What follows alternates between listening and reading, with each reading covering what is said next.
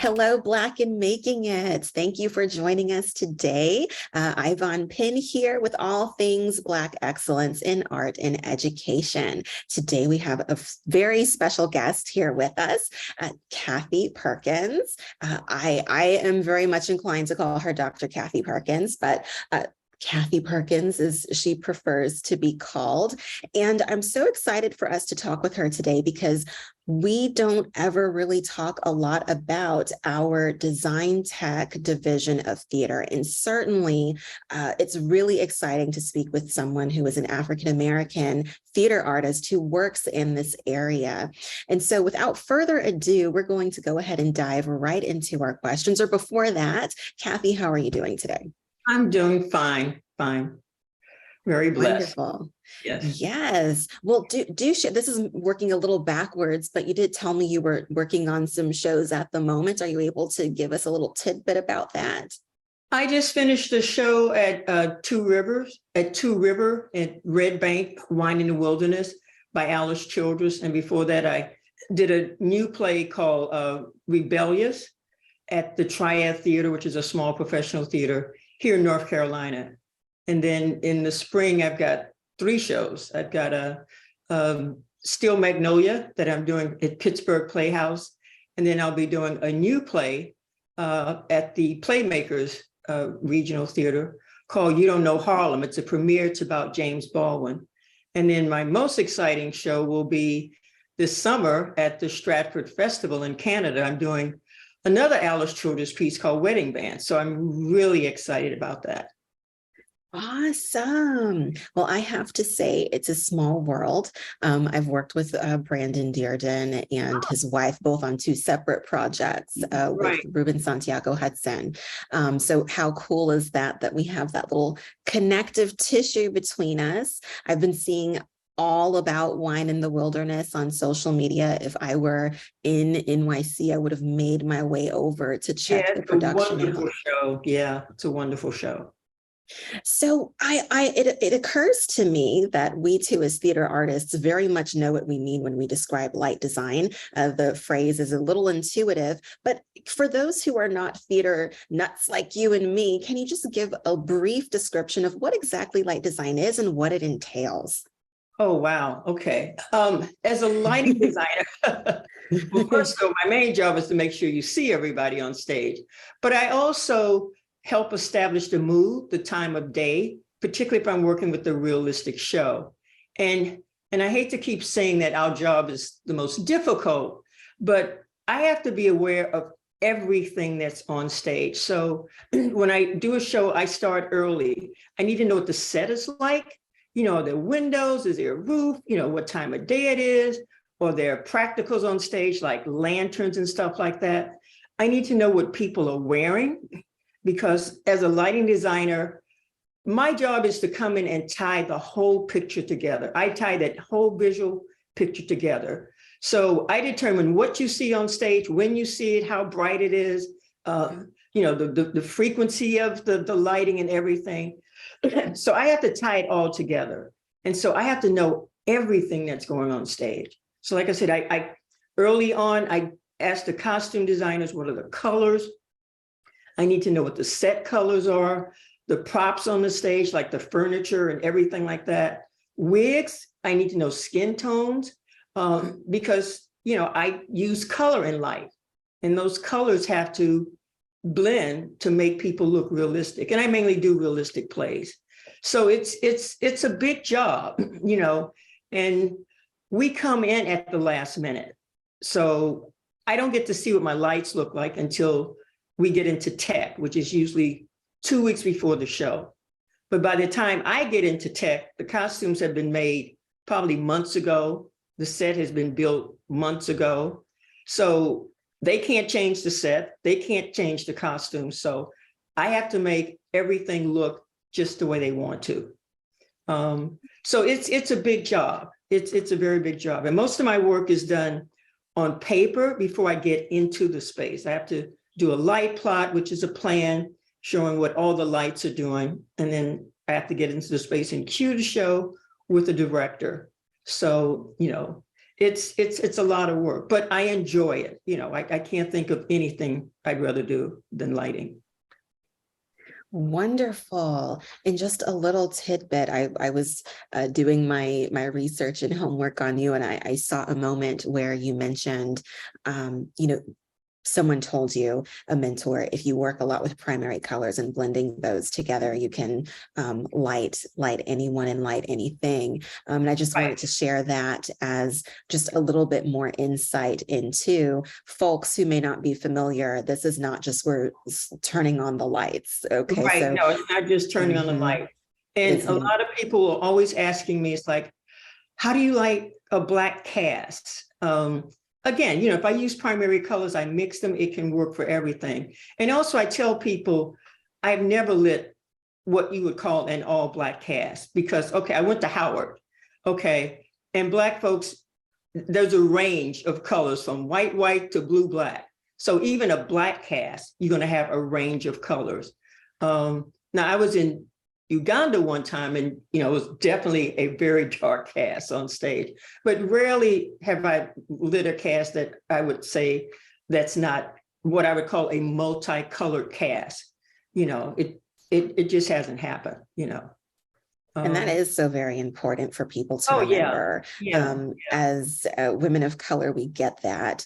But I just small detour when it comes to makeup and teaching students about makeup. And there's no one size fits all for persons of color. Yes, we may identify as African American or Black or however you choose to identify yourself. But as you mentioned, we come in so many different shades. So we bring a very important voice and perspective to the theater community.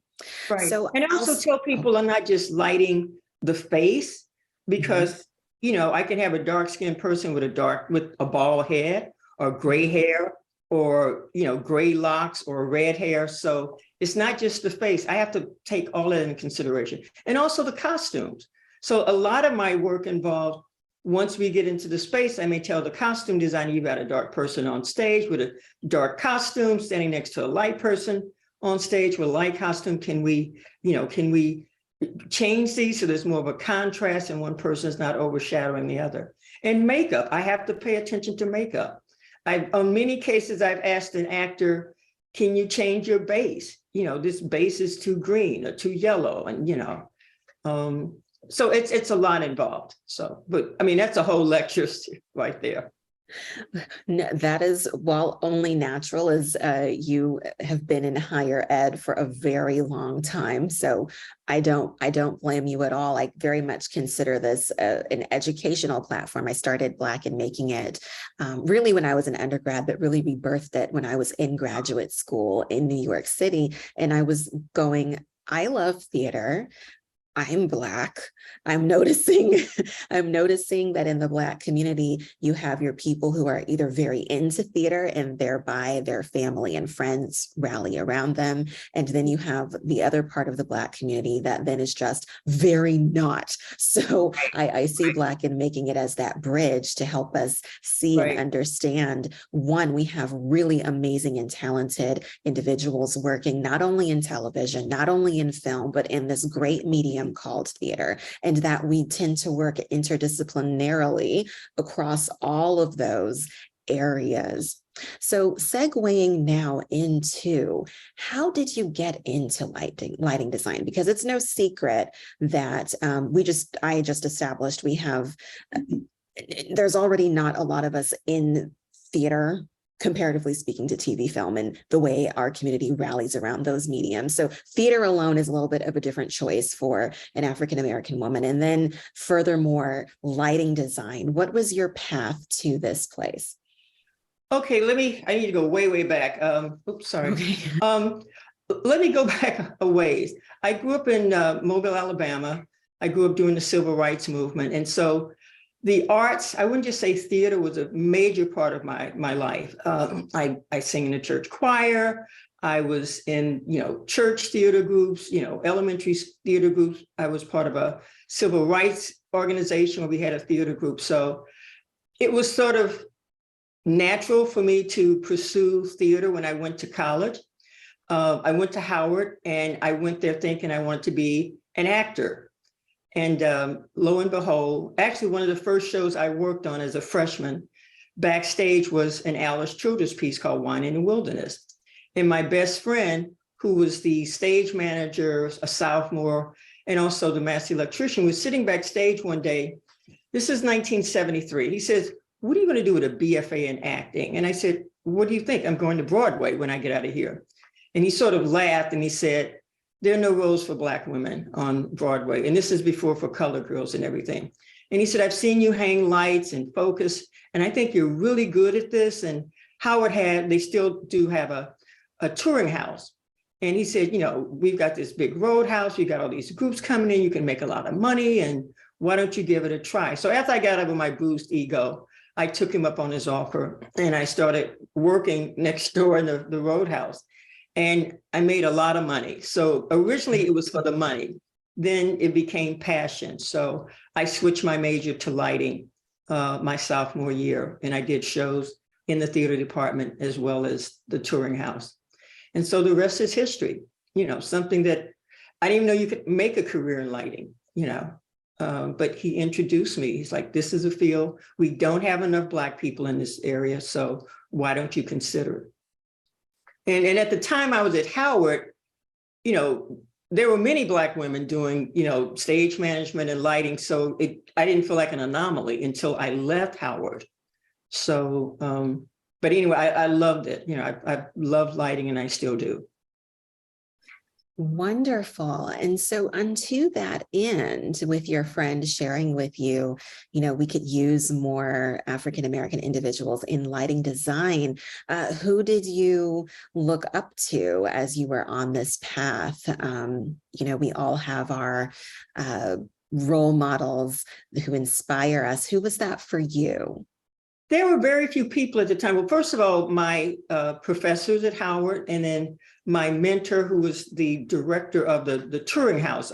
He was probably the biggest influence because he was part of the IATSE, which is International Association of Theatrical Stage Employees. Those are stagehands and electricians. And so he was he was one of the directors for one of the unions in DC. And, he treated us like professionals. He taught me so much about the business. So by the time I got out of grad school, well, even out of undergrad, I knew a lot about the business. And then when I went to New York, there was only one Black woman who was in the union at the time, Shirley Prendergrass. She was the first Black woman to design on Broadway. She was my mentor, and she just took me under her wings. And I always say I wouldn't be where I am had it not been for Shirley. She was just amazing mentor and a teacher. She was the one who talked to me about, use primary colors and you can work for everything. Don't sweat it. Just use your primary colors and mix them. So she was my mentor. Wonderful. Very good. It's always so important to have those people in one's life who will scoop you up and take you under their wing. I know I'm very grateful to those individuals who did that for me. Because, some people feel they're too busy or just don't want to be bothered. So I'm glad that you had that, Miss Pendergrass. Pendergrass, yes. Pendergrass.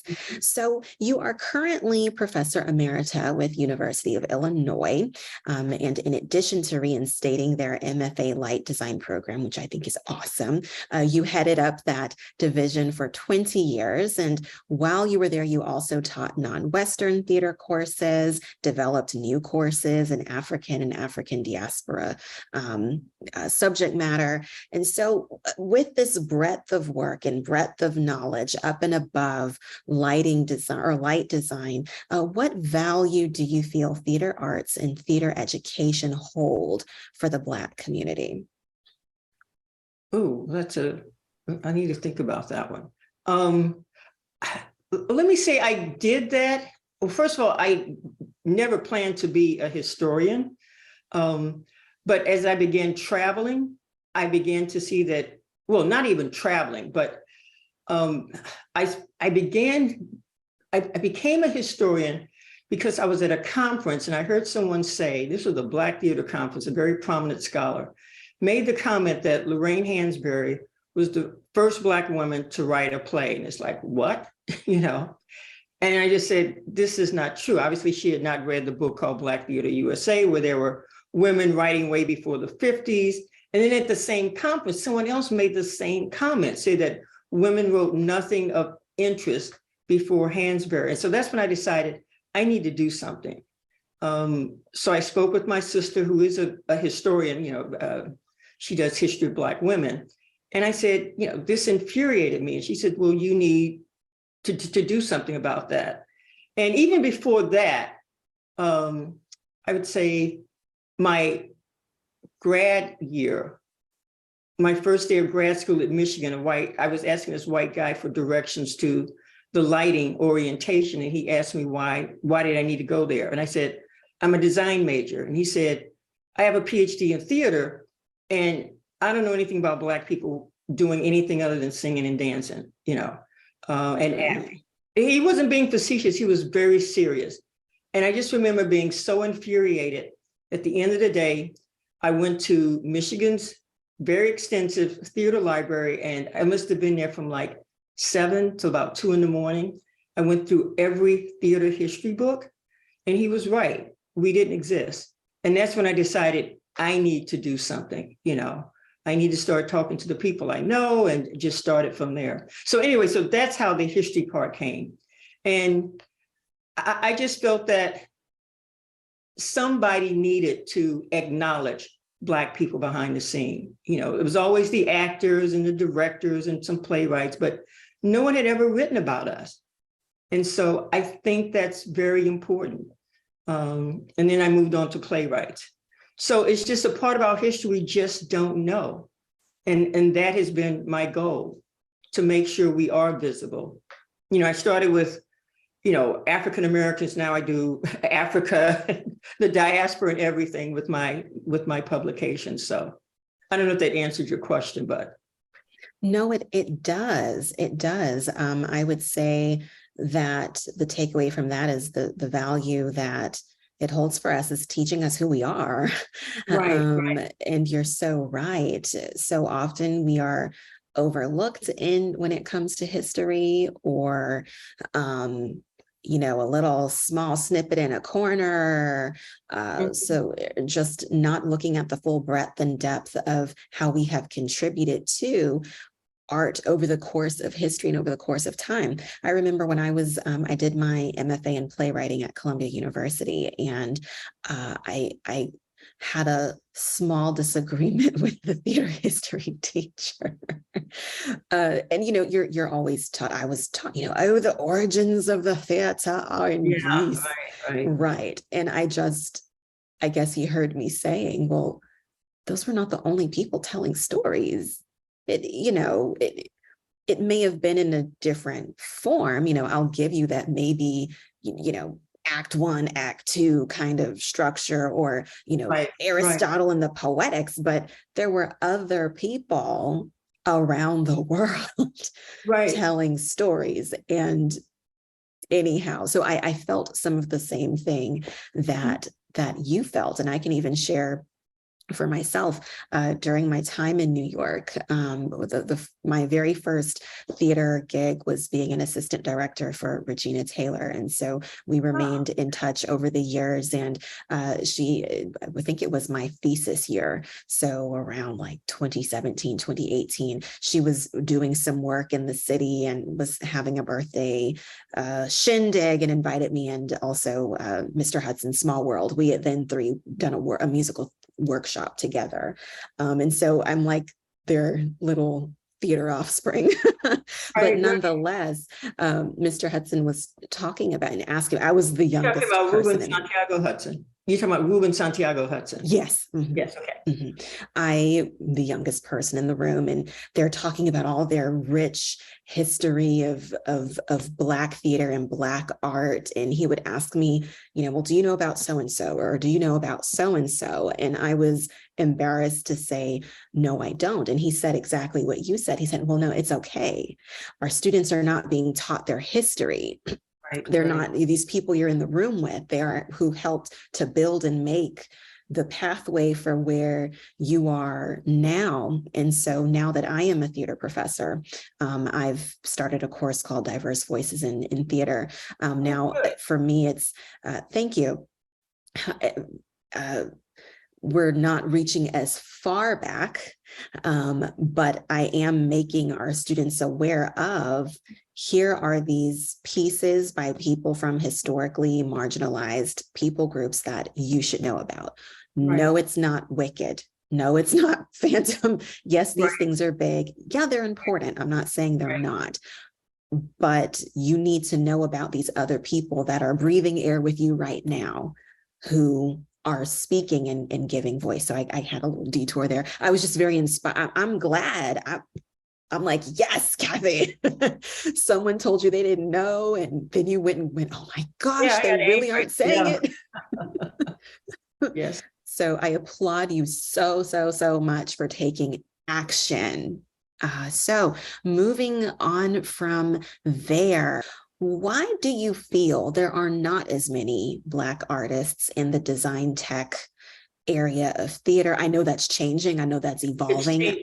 Yes. I know Apollo Theater has a program, at least before I left New York around 2018, they started a program to train young Black artists in the design tech area of live performance. And I'm sure many other people as well. But it is changing good, but what do you think has been that hiccup for us entering this realm? Well, one, has always been a white male area, It's also been a very, I've been out here since almost 45 years or so. It's always been a very racist part of the profession.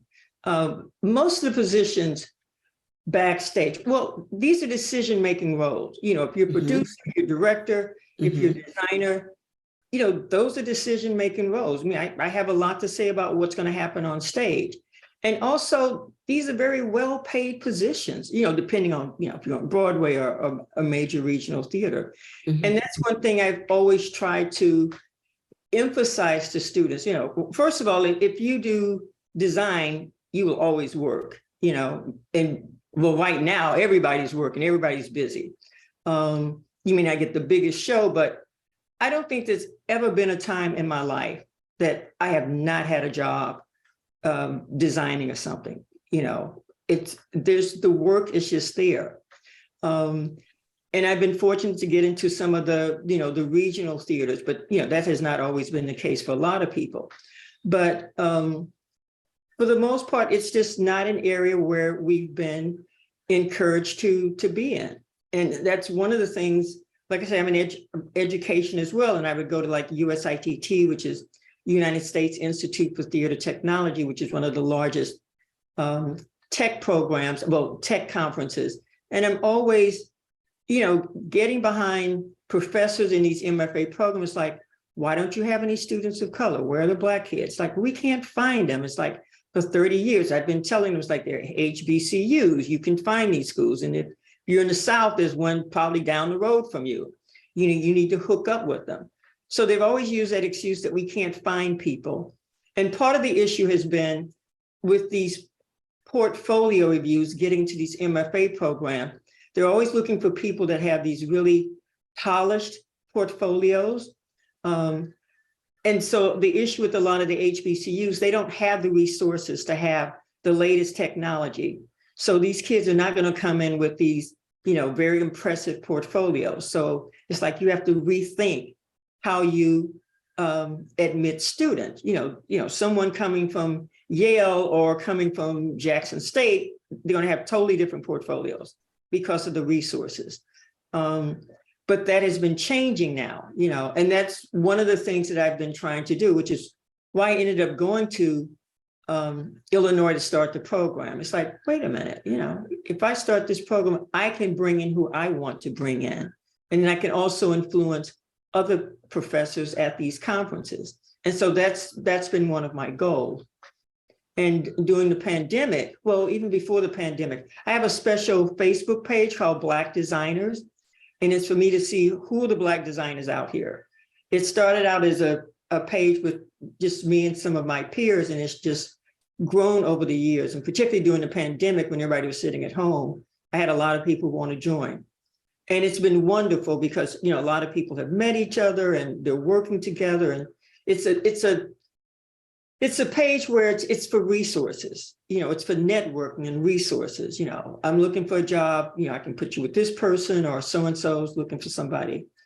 So, yeah, so the numbers are growing, which is very encouraging.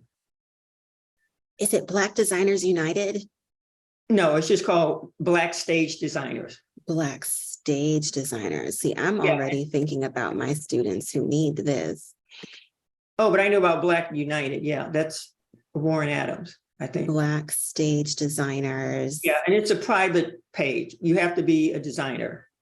Okay. No directors, no actors, sorry, no playwrights. So yes. Feel free to speak. So it's a little. I will try to bookmark this somehow so I can direct my one of my students in that direction. Where right. My PDF. And it used to be called just Black Designers, and then that was a mistake because I started getting fashion people. Right. Architect, and I said, no, we're strictly stage and TV. Some people who cross over TV and film. But it's a great page. People post what they're doing, their pictures of shows, and younger people, they get feedback. So it's been a great, It's not as busy now as it was during the pandemic because everybody's out working. Well, but still a very good resource and gathering ground and gathering place to share and to network. Why should more Black people consider entering theater design and technology? I mean, just like other areas. I mean, we're needed there. And there's certain things that we can bring. I'm not saying that white people can't design for people of color, but there tends to be a difference. Depending, because most white designers are trained by white designers, and most of them don't know anything culturally about the Black experience, and you see it on stage, particularly with costumes and scenery. I've been on so many shows where I've been the only Black designer, and I'm always making comments about, a Black person would not have worn this, their hair would not have been straightened in, 1866 or something like that, because Madam C.J. Walker wasn't around at the time. That comes much later. And, it's just, they just don't learn that history. And I've had so many white kids say, I don't know anything about that, and you see it more so in costumes and scenery. This is a Black home in the South. They would not have this in their living room, they would have things covering the sofa so somebody's greasy head wouldn't be on it. And it's just little things like that they just miss. So, and I think that's why it's important that we are in that room, Right. Well, I'm so glad that you put it that way. It makes me, I'm experiencing some of that now, and it's no one's, how shall I say, how you grew up and where you grew up is not your fault. Yes, we can all do research and do those things, but sometimes even research doesn't give you just that inside loop of, that's also the benefit of cultural consultants around, but more than cultural consultant who comes in and sprinkles on everybody. It's great to just have integrated into creative teams, into production teams, people who bring that perspective that helps to bring verisimilitude to the stage, to the screen. When one way to think of it, audience is when you're looking at a show and you kind of cock your head to the side and wonder who was in that room for that choice or this choice. If we ever, or I'll point it out this way with Issa Rae's Insecure, as we're talking about lighting, one of the things that the public celebrated was, look at how well lit these Black folks are. Their skin is, as some would say, their skin is popping, they're glowing, they're this and they're that. Or even, this is taking it back a little bit, Oprah Winfrey, when she first began her show and talking about, you know, people didn't know how to light her properly, and that took some time. So folks out there who might be thinking, oh my gosh, how dare my child enter the arts, or oh no, like what value is this if they're not wearing a white coat or this or that? One, I always remind people, when you come home and take that white coat off, don't you relax and unwind with something? I'm sure you do. It's some form of art, even if it's not theater, it's probably TV, the way we stream. And so the lighting design and technology that we're discussing infiltrates all of these areas. And as Kathy has mentioned, these are viable jobs. As you mentioned that you enforce with students, I do the same thing with my students. And now I know it's true. I can speak with truth, but I know from just being around, there are always design tech positions. Oh, always. Always. You know, and depending on what show you work on, I mean, everybody's not going to work on Broadway, but if you're working on a musical, a friend of mine did Wicked. That's been running, what, I don't know, 15, I don't know, it's been running a long time. She gets a paycheck every week and she's not even there anymore. So it's not like if you're an actor, you got to be on stage. But if you're a designer and that show runs for a long time, you're gonna get paid as long as that show runs. And if there's like an international tour or a bus and truck tour, you get paid for every one of those productions. So you can be paid. I mean, I have another friend who did, I can't remember which show it was. You know, he's a multimillionaire now. He said, I don't have to work again if I don't want to. He did costumes for a show. And Paul Tazwell, who did Hamilton, you know, Hamilton will probably run forever, you know. And all the international productions and everything. So, yeah, I mean, so these are things that young people don't know, you know. So can you bust this myth for me? Because one of the things I hear from some students, or this fear, is because likewise in our department, our students have to work in all the different areas. We have a design tech division, and we have some really strong students, and they're super talented students, but definitely there's a heavy weight towards performance. That's people like that's that everywhere. aspect. That's everywhere, which is too bad. Very much everyone leaning over there. But what I instill in people is, you know, when you go to NYC or wherever it is you want to journey to, you know, the great voyages students make after they graduate, would you rather be a barista, or would you rather be working in and around what you love? And I think what I have heard is this fear of, oh, I'll be seen as only designer and not also the performer. I think, please correct me if I'm wrong, I think as an industry, we're moving away from forcing people into one box and feeling more comfortable with the multi-hyphenate artist. Is that true in your experience? I think that's true, yeah. I mean, I don't know too many designers that are actors, but, you know, I know designers may be lighting and set design, or costume and set design, or they may do lighting in theater and do lighting in TV or so. But yeah, I think you have to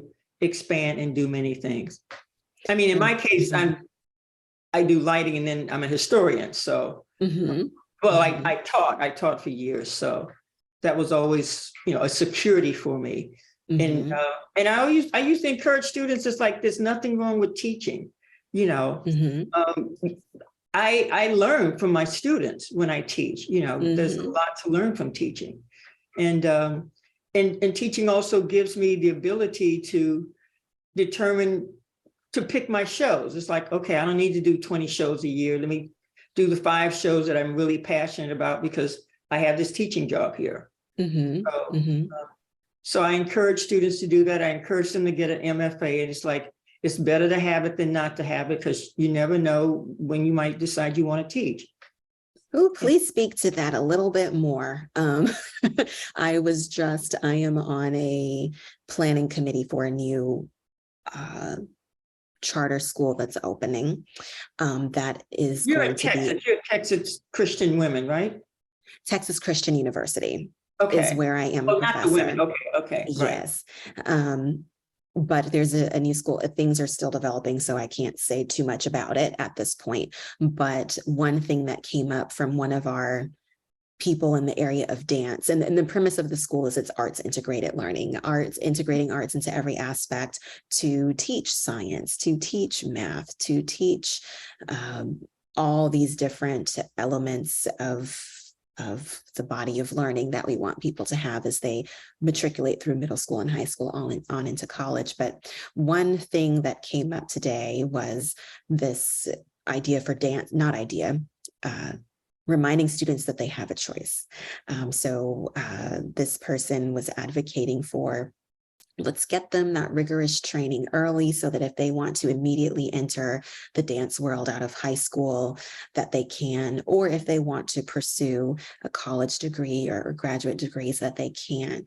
I am like you, I am team get all the education. Can you speak a little deeper?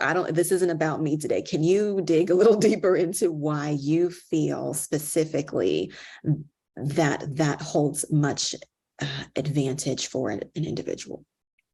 Well, one, because we need to be there. We need to be there. There needs to be more of us in the classroom. And during the pandemic, one of the things I kept hearing from students, I never had a Black college professor. I never had a Black, design teacher. And my thing to them is like, all you guys are getting MFAs. You all are the next generation of professors. So even if you're an adjunct, you need to be in the classroom. You need to be a role model. Because I've talked to so many young Black and other students of color, they leave these programs because they feel so isolated. It's like, I have no one who looks like me to talk to. And it's important that we are there. Our presence has to be there. And again, we have something, culturally enriching to add to that program. And so I just think we really need to be there. Because when I went to Illinois, first I said, no, I don't want to be in Illinois. Then I said, I'm reinstating a program. I can do whatever I want to do with this program. And, the 20 years I was there, I definitely made a difference in the program. They had courses. It wasn't a lighting course. They had to take a non-Western theater course. They had to understand, like you were saying, there are different ways to tell stories. And usually young people are just surprised at how, theater is different around the world. It's not the same. Theater means different things to different people. And also had an opportunity. One of the nice things about being in academia, you have access to resources.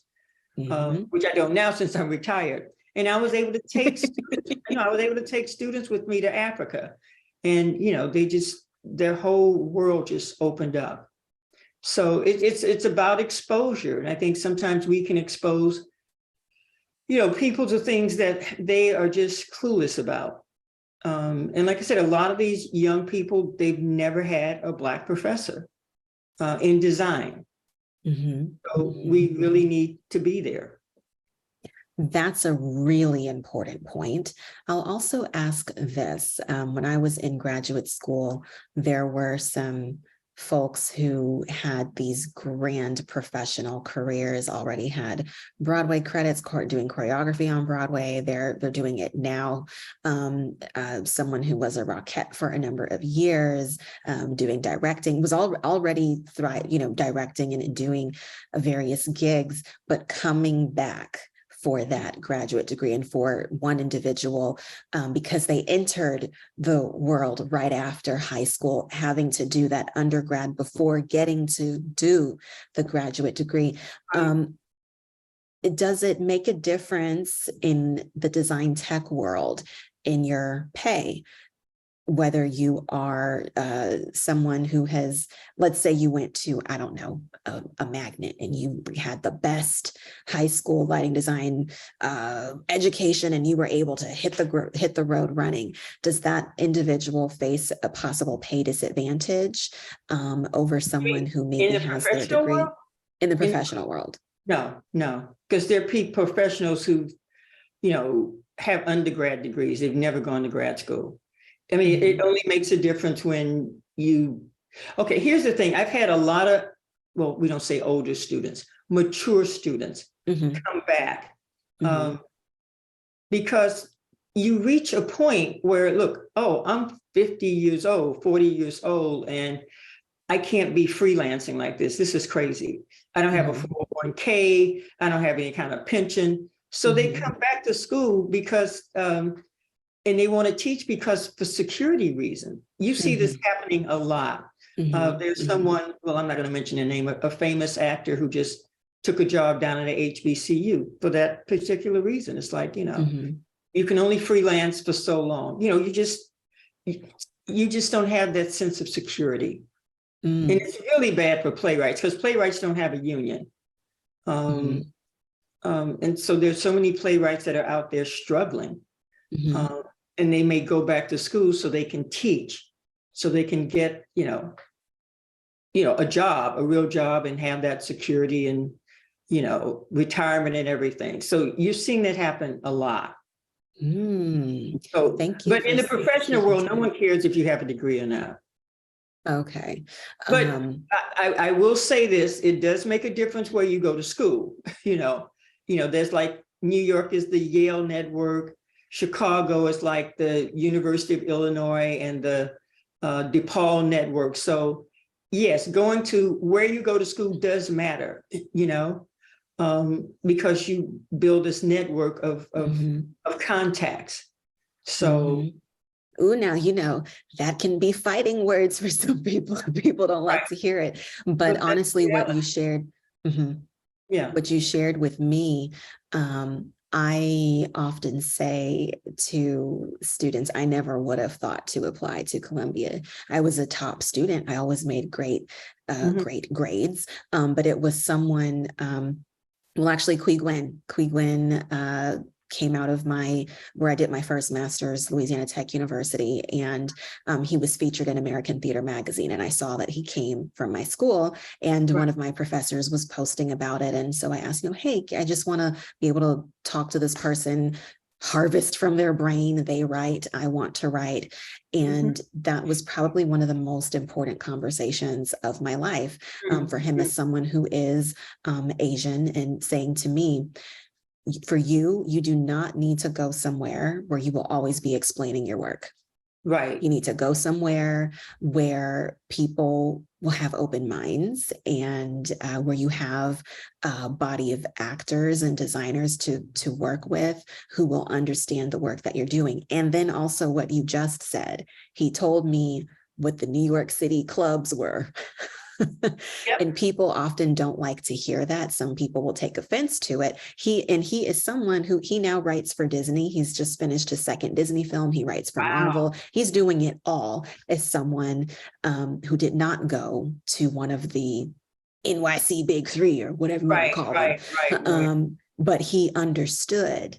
And when I brought him in to talk with our students after Raya and the Last Dragon was released, he talked about, you can do it. I did it, but I could see the networks. I could see my friends who went to these places who automatically had this ring of support. So, good. I'm glad that you touched on that. People will still disagree on it, but some things just kind of are what they are, objectively speaking. So I know we're nearing the end of our time. So let me hustle on down. This is such a great conversation. I will be sharing this with my students, especially. We have one Black young man in our design tech division now. And I so want him to have this. Have him join my Facebook page. I will. Well, while you were talking, that's why I was hunting for Yeah. it. Okay. Great. I will do that. And when we're not public, I'll share with you what his name is so you can know Okay. who it is.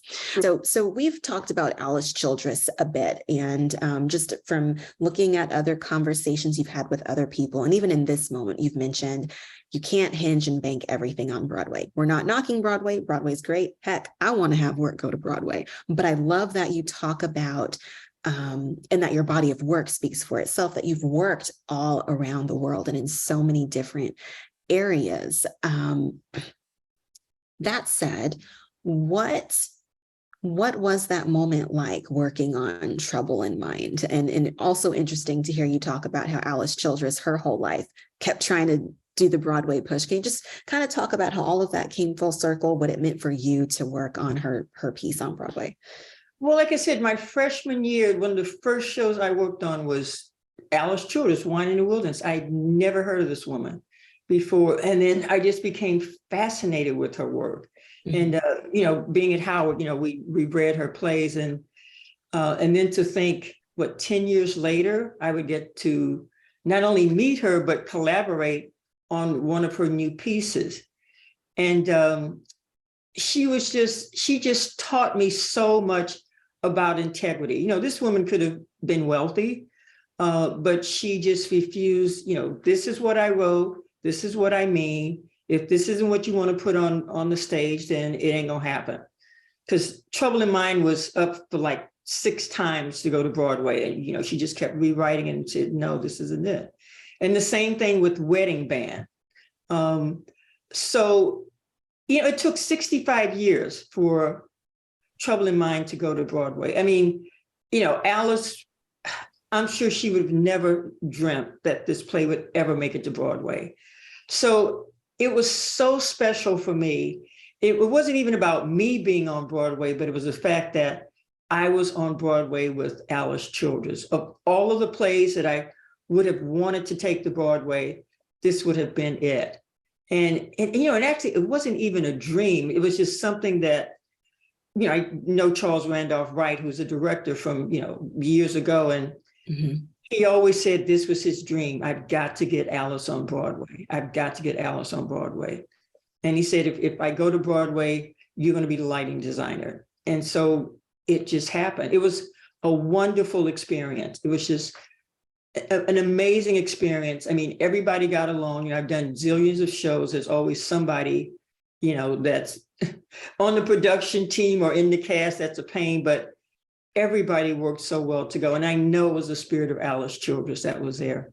We were one of the few Broadway shows during the pandemic that didn't have to cancel a production. We didn't have to, close for a week or close it all. So it was just amazing. And everybody was so passionate about the show, not just the actors, but even my electricians. I mean, they really loved the show. So, I said, if I never do another Broadway show in this life, I'm fine, I'm content. But I just want to keep doing Alice Childress's work. So I'm very excited about Wedding Band. And the other thing is, Alice Childress understood the business. She always says, Broadway is a business. And it wasn't so much that she wanted to just be on Broadway, but she understood. She said, the moment you get on Broadway as a playwright, people recognize your work. She said, that's why I want to go to Broadway, so I can be recognized. So I don't know if you saw the American Theater magazine, Childress is one of the most produced playwrights this season. So, and that would not have happened had it not been for Trouble in Mind on Broadway. So there are a lot of people doing Trouble in Mind, Wedding Band. I have Google alerts, for Alice Childress, and, people are doing her works everywhere.